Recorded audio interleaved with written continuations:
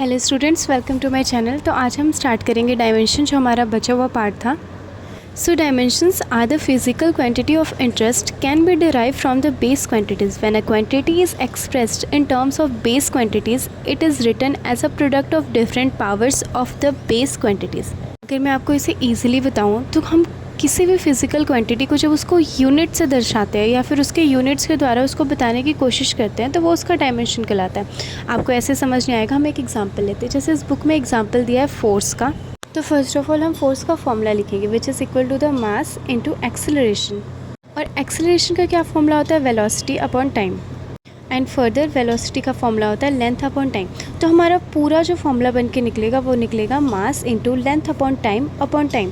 तो ये पूरा बन जाएगा मास इंटू लेंथ, और टाइम जो है ना, एक टाइम नीचे है और जो दूसरा टाइम है वो भी नीचे आ जाएगा एक्सेलरेशन वाला। तो जब वो ऊपर कुछ आएगा तो वो -2 की पावर ले लेगा। तो हमारा बन जाएगा mass into length into time raise to power -2, जो कि बेसिकली हमारा फोर्स का डायमेंशन है।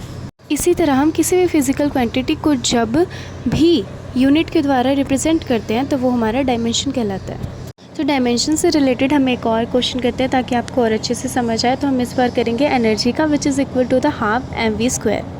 अब जो m है वो तो एज इट इज़ उसकी यूनिट m ही होती है, बट जो वेलोसिटी है उसका फॉर्मूला होता है लेंथ अपॉन टाइम। क्योंकि वेलोसिटी का अपना कोई यूनिट नहीं है ना, इसलिए हम उसे लेंथ अपॉन टाइम पे रिप्रेजेंट करेंगे। अब जो l है उसका स्क्वायर तो हो गया, बट जो t है वो नीचे है, तो जब वो ऊपर आएगा तो वो -2 ले जाएगा।